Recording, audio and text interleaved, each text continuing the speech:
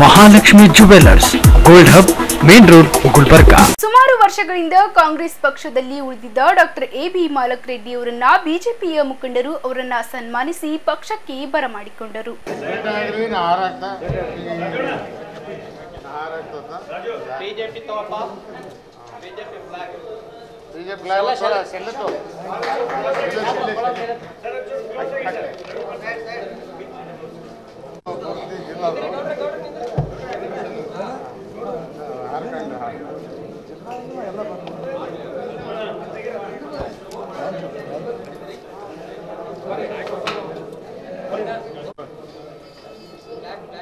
Benefits ಬಂದಾವ ಇಲ್ಲ ಅಂತಲ್ಲ, ನಾನೇ ಕೇಳ್ಬೇಕ್ರಿ. ರಘುರಾಮ ರಾಜನೇ ಹೇಳಿದ್ದಾರೆ ಮೊನ್ನೆ ದೇವೋಸ್ ಎಕನಾಮಿಕ್ ಸಮಿಟ್ನಲ್ಲಿ ಅರುಣ್ ಕೂಡಿ ವರ್ಲ್ಡ್ ಕಾಂಕ್ಲೇವ್ ಮಾಡ್ತಿರ್ತಾನಲ್ಲ, ಅವರೇ ಅದನ್ನೇ ಇಂಟ್ರೂವ್ ಮಾಡಿದ್ದಾನೆ. ಏನಂತ ಹೇಳಿದ್ದಾನೆ, ನಾನು ಕ್ರಿಟಿಸೈಸ್ ಮಾಡಿದ್ದೀನಿ, ಡಿಮಾನಿಟೈಸೇಷನ್ ಮತ್ತು GST ಟೀಕಾ ಮಾಡಿದ್ದೀನಿ. ಆದರೆ ಇವತ್ತು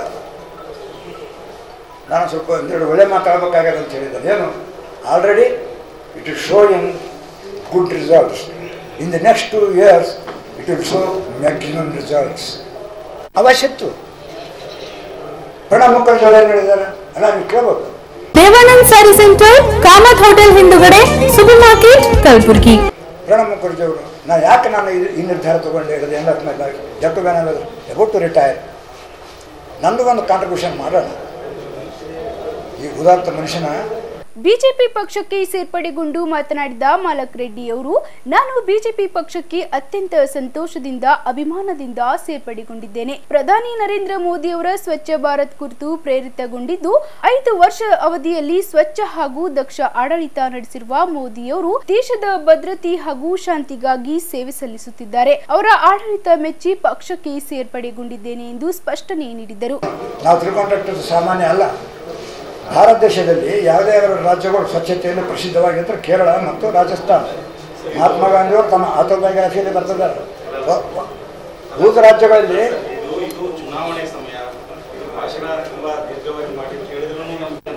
ಕೇಳ್ರಿ, ಪ್ರಶ್ನೆ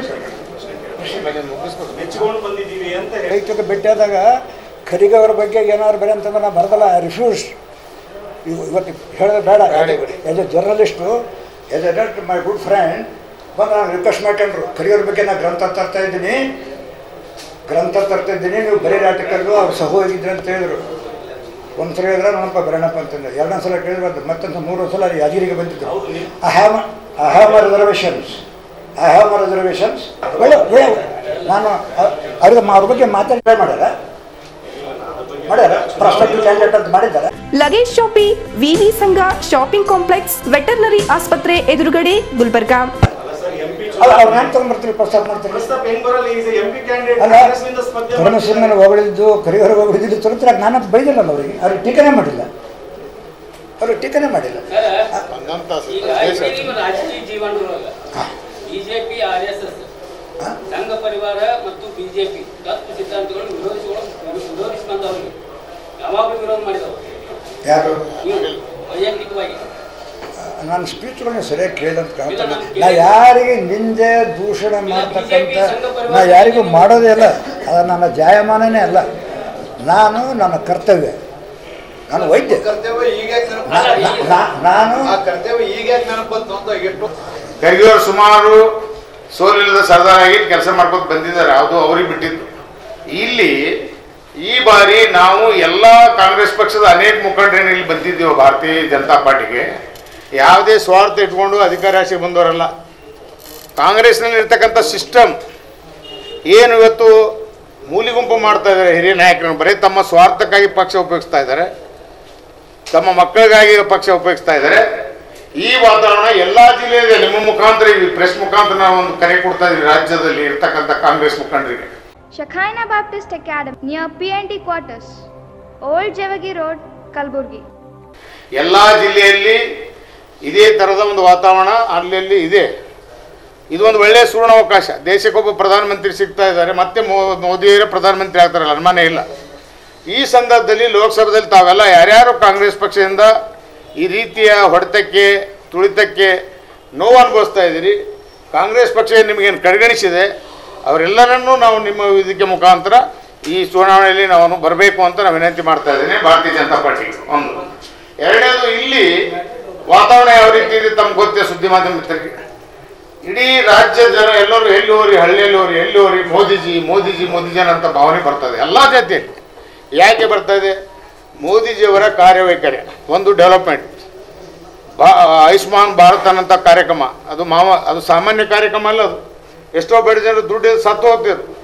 ಇವತ್ತೊಂದು ಪೇಪರ್ ಕೊಟ್ಟರೆ ಸಾಕು ಅವರು, ಅದರಿಂದ ಅವರಿಗೆ ಟ್ರೀಟ್ಮೆಂಟ್ ಆಗ್ತಕ್ಕಂಥ ಒಂದು ಸುವರ್ಣವಂತ ಅವಕಾಶ ಮೋದಿಜಿಯವರು ಕೊಟ್ಟಿದ್ದಾರೆ. ಆಮೇಲೆ ಉಜ್ವಲ ಗ್ಯಾಸ್ ಇರ್ಬೋದು, ರೈತರಿಗೆ ಅಕೌಂಟಿಗೆ ದುಡ್ಡು ಹಾಕಿದಿರ್ಬೋದು, ಏನೋ ಒಂದು ಇನ್ಪುಟ್ಸ್ ತಗೊಳ್ಳೋ ಸಲುವಾಗಿ ಫಸ್ಟ್ ಫಸಲ್ ವಿಮಾನ ಅಂತ ಕಾರ್ಯಕ್ರಮ ಅದು. ಮತ್ತು ನ್ಯಾಷನಲ್ ಹೈವೇ ಎಷ್ಟು ಡೆವಲಪ್ಮೆಂಟ್ ಆಗಿದೆ. 4 ವರ್ಷದಲ್ಲಿ ಮೋದಿಜಿಯವರ ಕಾಲದಲ್ಲಿ ಕಾಂಗ್ರೆಸ್ ಪಕ್ಷ ಮನಮೋಹನ್ ಸಿಂಗ್ ಅವರ ಸರ್ಕಾರದಲ್ಲಿ 11 ವರ್ಷ ಇದ್ದಂಥ ಸಾಧನೆ ನೋಡ್ರಿ, ಇವರು 4 ವರ್ಷ ಸಾಧನೆ ನೋಡ್ರಿ. ಹೇಳಿ, ಜಿಲ್ಲೆಗೆ ಬಹಳಷ್ಟು ನಾವಿದ್ದಾಗೂ ಆಗಿದೆ, ಇವರಿದ್ದಾಗೂ ಆಗಿದೆ. ಏನು ರೋಡ್ ಮ್ಯಾಪ್ ಅವ್ರು ಹೇಳ್ಬೇಕು, ಗೆದ್ದವರು. ನಾವು ಬಂದ ಮೇಲೆ ಬಹಳಷ್ಟು ಅಭಿವೃದ್ಧಿ ಹೇಳೋದ್ರಿಂದಾಗಲ್ಲ, ಮಾಡಿ ತೋರಿಸ್ತೇವೆ ನಾವು. ಬಿಜಿ ಪಾಟೀಲ್, ದತ್ತಾತ್ರೇಯ ಪಾಟೀಲ್ ರೇವೂರ್, ಶಶಿಲ್ ಜಿ ನಮೋಶಿ, ಮಾಲಿಕಯ್ಯ ಗುತ್ತೇದಾರ್ ಹಾಗೂ ಇತರೆ ಮುಖಂಡರು ಉಪಸ್ಥಿತರಿದ್ದರು.